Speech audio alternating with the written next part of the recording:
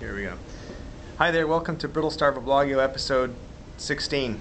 They're coming at you in rapid fire succession because I know that you want and demand new content as much as possible, as fast as possible, and that's what I'm here for. I'm sitting in the back garden here in London and enjoying a lovely September evening and just about to head out for something to eat. And today I have a special guest, though. I have the lovely and talented Retz Wood. Retz, it's a joy to have you here. It's a joy to be here. Oh, that's very classy. See, everyone here in London is very classy. They always sit with their knees up and glasses of champagne.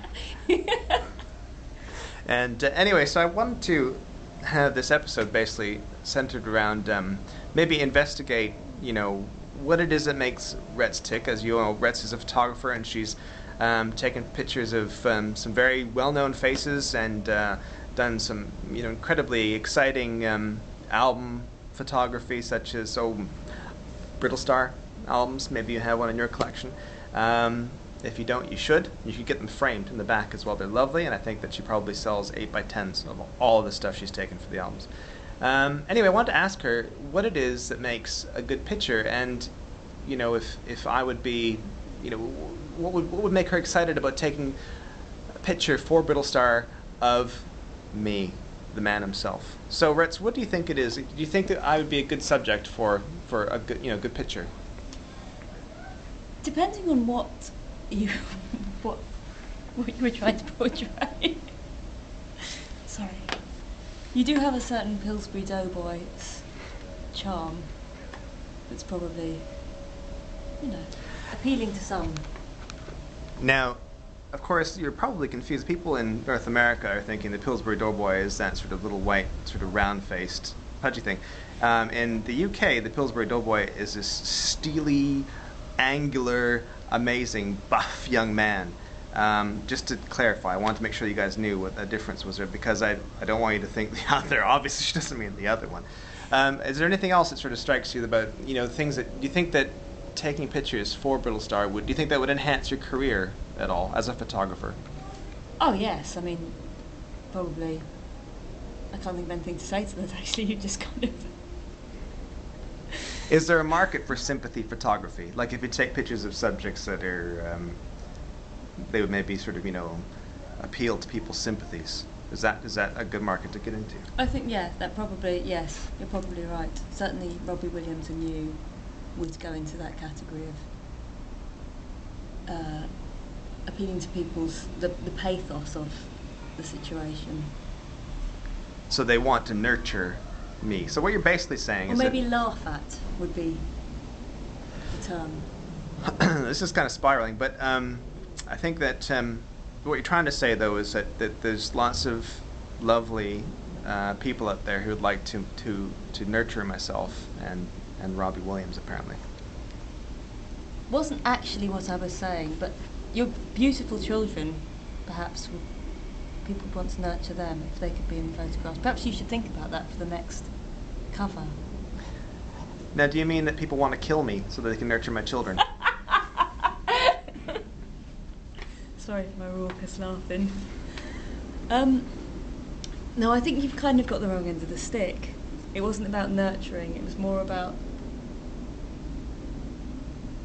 I'd say it was... Is there a French word that you could maybe use to explain what you mean? Do you have a French word in mind? No, but I think if you maybe make something up, most of the viewers are English speaking. Very few speak French.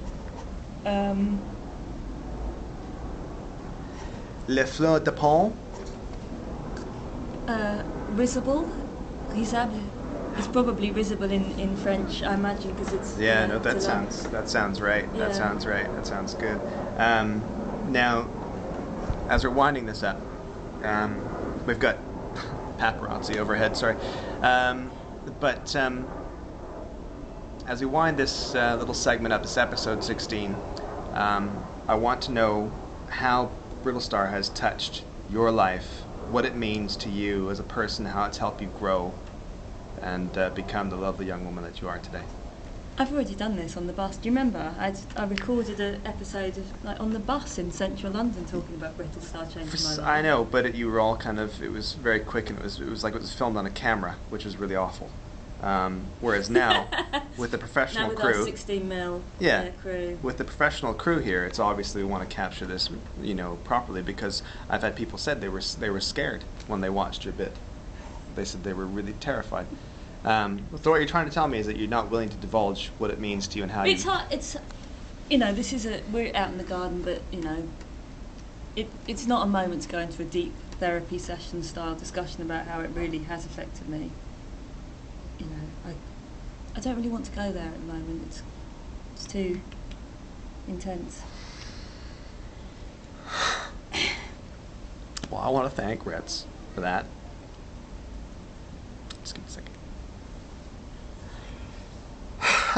It's really, just when you put yourself out there, your soul and your art out there, and you just hope that it means something to someone, and then you have people from all over the world like this.